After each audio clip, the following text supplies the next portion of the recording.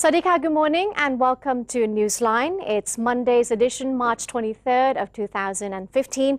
My name is Cholapansan Rula and here's Thailand Moves Forward today.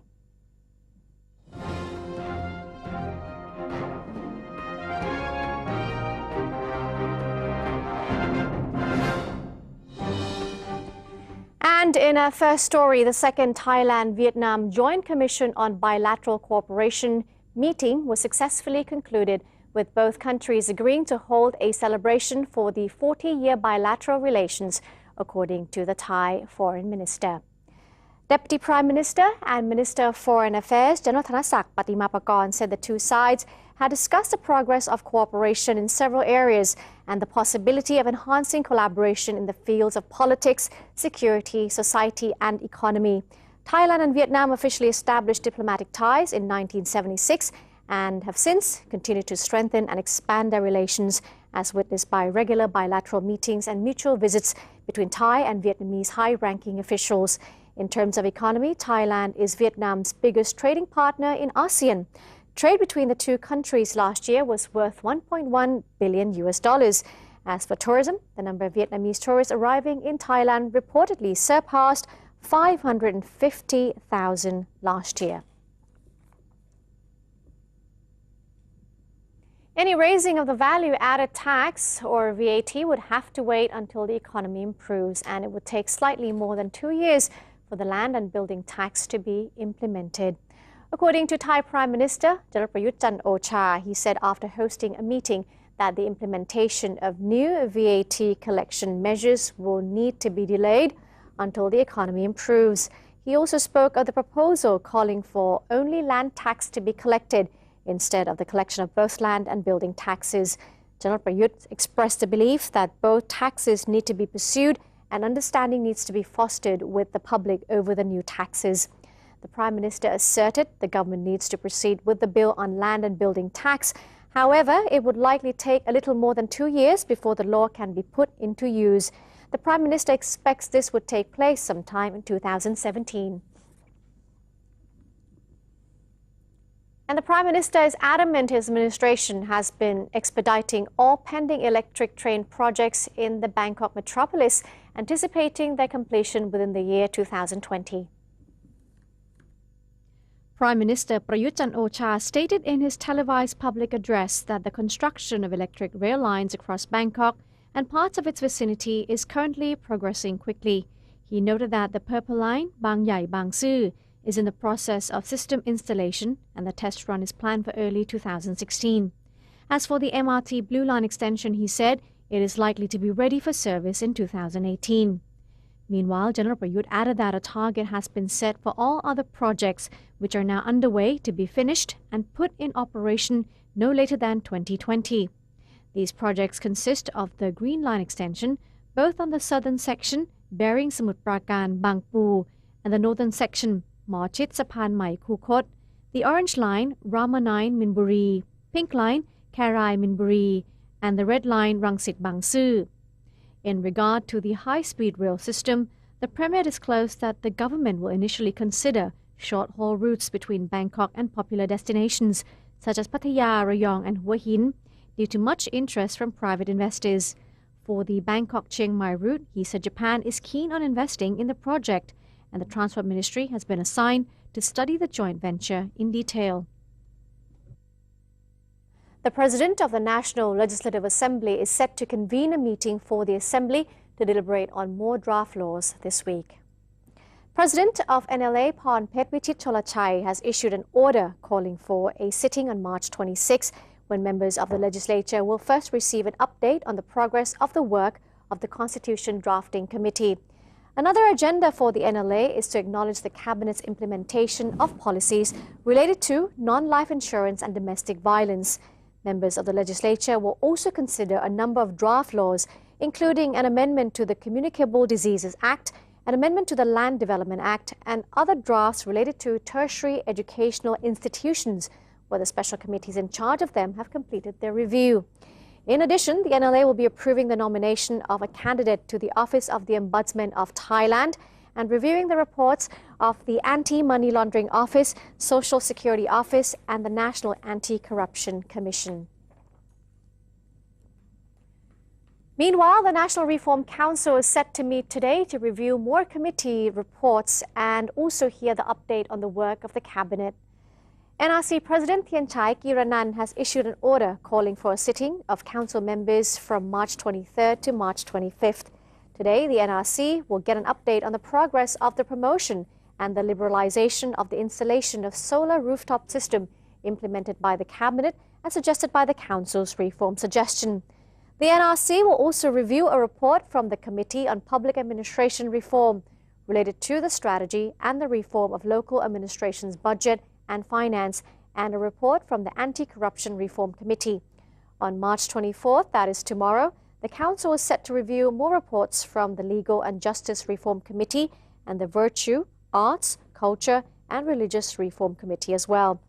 On the last day of the meeting, the NRC will consider a report on the reform of public health system submitted by a related committee. The National Anti-Corruption Commission, or NACC, has organized a project to promote the civil sector's participation in corruption prevention in Bangkok. The project encourages all civil societies in Bangkok to work together in tackling corruption in Thailand. NACC Executive Juri Wichit Watakan presided over the opening ceremony of the project, which targets civil societies in all 50 districts in Bangkok. The project is aimed at increasing their participation in preventing and combating corruption, as well as expanding the NACC's anti-corruption networks. Mr. Juri said corruption was a major problem in Thailand, and civil societies who were a main drive in the country's fight against corruption should cooperate in finding solutions to end it. The project would organize forums for them to brainstorm and exchange information. The Metropolitan Water Works Authority, or MWA, has observed World Water Day 2015 on Sunday with a special event aimed at enhancing public awareness of the importance of water resources. The event titled MWA Meets the Public, which was held at MBK Center, were the joint efforts of all the 18 branches of MWA. The event brought together a number of booths providing various edutainment activities and exhibitions regarding water resources. Visitors enjoyed live stage shows and had a chance to take part in many fun-filled games at the event. The MWA governor also met event-goers in the afternoon of yesterday to share with them knowledge of water conservation. The United Nations declared March 22nd as World Water Day. The UN and member nations have devoted World Water Day to promoting concrete activities towards sustainable protection of the world's water resources. Air quality in Chiang Mai has improved, but PM10 has still exceeded safe levels. A Thai-Singaporean firefighting crew on Sunday continued extinguishing wildfire that is in Vieng Pa Pao district of Chiang Rai province. Visibility up in Chiang Mai was more than 2 kilometers, but the highest mountain, Doi Suthep, was still invisible from the ground. The current level of particulates in the air was higher than safe levels, but it had a tendency to continuously decrease. PM10 was last measured at 141 micrograms per cubic meter at the City Hall. The Thai-Singaporean forest firefighting team has been flying 6 to 8 times in the northern region, especially in the areas unreachable by foot and 20 kilometers radius surrounding the city area of Chiang Mai, and also extinguishing wildfire in the Vieng Pa Pao of Chiang Rai province. The Thai Air Force flies an airplane to announce a ban on burning in the forest as well, to tell the people there not to do that, as it would affect the population residing in the northern region of Thailand. And here in the country, some people think that only big and famous schools located in city areas like Bangkok can guarantee a bright future for their children, and that smaller schools should be avoided as they lack funding, proper equipment, and that the teachers might be of poor quality. However, one small school in Lamphun province is proving this theory to be wrong. That is, Kun Panotsi Sinsap is in Lamphun province, and he has the story to share with us this morning. Welcome to Ban Lao Yao School, a small school with only 135 students and 11 teachers. Located in Ban Hong district of Lamphun province, this school has received numerous awards for educational excellence over the years, as its students have excelled both academically and in sports, while many students have also shown superior musical ability in the Ordinary National Educational Test or ONET. The students here all receive above average scores compared to other schools nationwide in 8 different subjects, such as Thai language, mathematics, and science. The Ban Lao Yao School is just one of 127 small schools out of a total of 22,985 schools that were examined. It was judged to be of educational excellence as determined by the Office for National Education Standards and Quality Assessment of Thailand or UNESCO. The quality cannot achieve, cannot happen. Only the principal of the school or only some teacher cannot improve. But everybody have to help each other. The teaching staff are mostly from the province and are highly qualified and committed to the school. When I took the position of school director, I gave much importance to the community. We had a school meeting and I did a SWOT analysis. Once we analyzed all the information and saw what we had to do to improve, we immediately started work on it. Over time, the school has developed quality facilities and a secure environment for the students. First, the parents and the community wanted a solid school building where students could study safely. Second was building fences so students could come here and be safe. And thirdly, they wanted green fields and all the amenities. So we've included all of that in the development plan. Classrooms have only 10 to 15 students.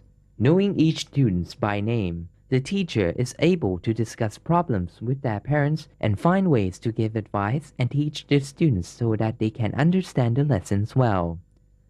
The school also pays careful attention to developing students' actual learning abilities through implementation of lessons rather than memorization. Panotsi Sinsap, NBT World, Lamphun. Thanks to Kun Panot for that story. And that's it for Thailand Moves Forward today. We'll now take a quick break and also have a look at the exchange rates and commodity prices. Newsline will come back with international news. Stay with us.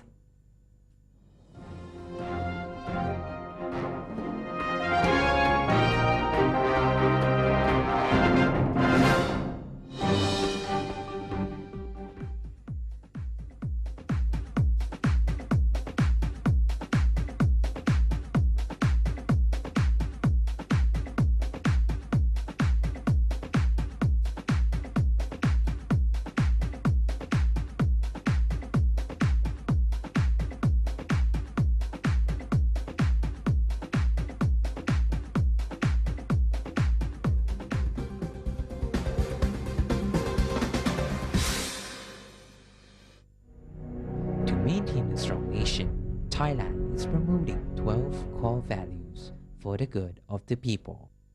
The second core value, being honest, sacrificing, showing restraint and determinations in doing good for the majority.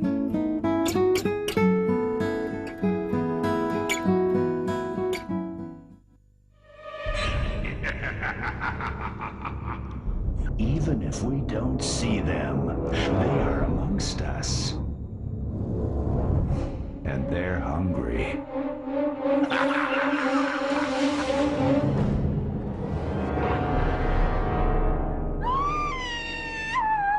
Slay your power-sucking monsters. Take their power away. Think when you plug. NBT World, a 24-hour English language television service operated by the National News Bureau of Thailand, or NNT, is designed to bring the most reliable information about Thailand to the international community. NBT World is available on various platforms, including via C-band set-top boxes, GMMZ Channel 202, PSI Channel 272, and a live stream on thainews.prd.go.th/newsin. You can also follow us on facebook.com/NNT News or download the PRD News EN application on your smartphones. NBT World, a vision of Thailand.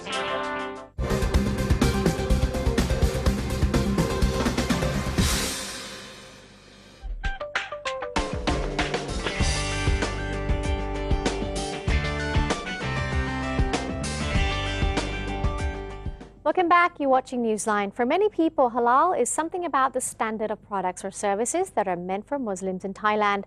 Halal food and services under the Islamic principles have been widely accepted by non-Muslim consumers as well. Study and research into the quality of halal products, especially food, have been conducted for a long time to ensure that the products are properly following the halal production rules. A research and development center has already been set up to specifically develop the halal industry. Kun Suchani Rungmunporn has a story. The halal industry in Thailand has been expanding at the time when the country is preparing to enter the ASEAN Economic Community. Thai halal products have become increasingly recognized internationally, not only because they are produced according to the Islamic principles, but also because they are maintained to a high hygienic standard. At the Halal Science Center of Chulalongkorn University, the institute publicizes knowledge and information on the halal industry. Its research on the quality of halal foods has received the highest credibility in ASEAN and has been recognized by all Muslim countries. In Thailand, together with the Islamic organization, we, Halal Science Center, we assist the Islamic organization for the accreditation of the halal product. According to the guideline that we use the Sharia certified halal science support. This is the concept for the accreditation and certification of halal in the country. The Halal Science Center of Chulalongkorn University has established a scientific management system in halal for entrepreneurs who are interested in learning to produce standardized halal products according to the Islamic rules. Its laboratory and information rooms have been certified with the international standard. The lower southern part of Thailand is inhabited by the large number of Muslim consumers. Therefore, Songkhla province has become an important prototype city in the development of halal products, with the help of Prince of Songkhla University providing necessary data and knowledge in halal development to those who are interested in upgrading the country's halal products to an international level.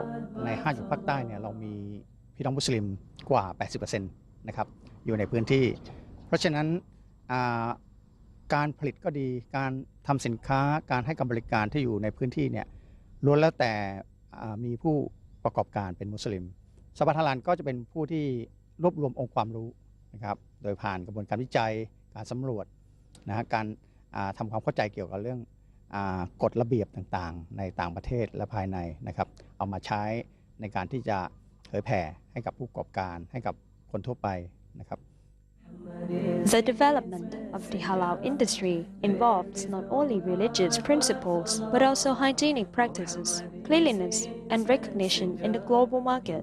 Those who are interested in halal products not only limited to only Muslims. Many non-Muslims who are used to hygienic standards and pay attention to nutritional health are turning more and more to eat Muslim food. And now very interesting that even for non-Muslim, they're so interested in halal product. They feel that from their perception that this is quality product, and safe. that's right. The merciful Lord hears your cry. The Department of Fisheries has signed an agreement with breeders, traders and exporters for ornamental fish for their cooperation to raise the quality of the animals and the marketing value, hoping to make Thailand ASEAN's largest ornamental fish market, according to the director of Ratchaburi Provincial Fisheries Office. The agreement was signed at the fish village of Ratchaburi Nong Aw sub-district of Ban Pong. It is expected to build connections between fish breeders and entrepreneurs in order to raise the quality of ornamental fish farms to a world standard, ensuring that ornamental fish from Thailand will meet the demand of the global market. Ratchaburi holds high potential as Thailand's largest supplier of ornamental fish, earning 700 million baht from general sales during 2014-2015 and 350 million from exports.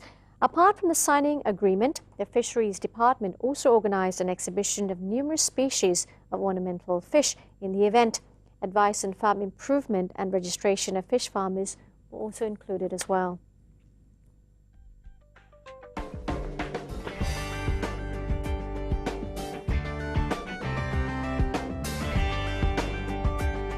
Lee Kuan Yew, former Prime Minister of Singapore, died early Monday morning at the age of 91, according to a statement released by the Prime Minister's office. Lee passed away peacefully, according to the statement. Lee had been in hospital for severe pneumonia since February 5th. The Prime Minister's office said his condition had slightly improved on February 28th, but then worsened due to an infection on March 17th. His condition had remained critically ill until the office issued a statement at noon on Saturday, saying that his condition had again worsened. Lee's ill health had prevented him from attending public and constituency events in recent months. His latest appearances were at the People's Action Party's 60th anniversary celebrations in November of last year and his constituency's tree planting day earlier the same month. 2 car bombs killed at least 25 people and wounded 80 celebrating the New Year festival of Nowruz in the mainly Kurdish city of Hasaka that is in northeastern Syria. Video posted on social media websites purported to show the immediate aftermath of the explosions. One clip showed a fire raging in the neighborhood struck by the explosions as residents rushed to take cover or flee the scene. Another clip is said to show people rushing to assist a wounded man into an ambulance. Now, Reuters is unable to independently verify the content of this video, which has been obtained from a social media website. The Syrian Observatory for Human Rights group, which tracks the 4-year-old Syrian civil war, said 33 people, including children, were killed in the attack, which it said was carried out by Islamic State, a hardline jihadist group which has fought Kurds in Syria and Iraq. A suspected car thief led police on a car chase in Southern California on Saturday evening. Let's have a look at the pictures now. The high-speed pursuit ended in downtown Los Angeles after the driver maneuvered into oncoming traffic, blew through stop signs, and also hit several vehicles. Local media report the chase ended with the driver jumping out of his car and began running. He was cut off by an officer in a squad car and then taken into custody. And we end the program today with this news. A Los Angeles candy shop claims it set a Guinness World Record this past weekend. The candy factory in North Hollywood used a kiddie pool as a mold for melted chocolate and peanut butter in an attempt to make the world's largest peanut butter cup. The owners told local media they poured more than 199 kilograms of ingredients into the peanut butter cup, which would be the previous world record of 190 pounds or about 86 kilograms. That's according to reports. The candy factory said that once the world record is verified, the peanut butter cup will be broken down and sold in about 1 pound. That's 1 pound a piece, with the proceeds going to charity. Okay, that's it for today's edition of Newsline. We thank you very much for joining us this morning. Should you have any suggestions or any comments, please write to us at newsline.nbt@gmail.com. You can also follow us through other channels. We have Facebook, and that's of course NNT, our Facebook page, and also our website, thainews.prd.go.th/newseng. Today we end the program taking you to Chiang Mai Zoo to have a look at Thai cranes there. Thank you very much for joining us again. I'm Chalapan San Rula. See you next time. สวัสดีค่ะ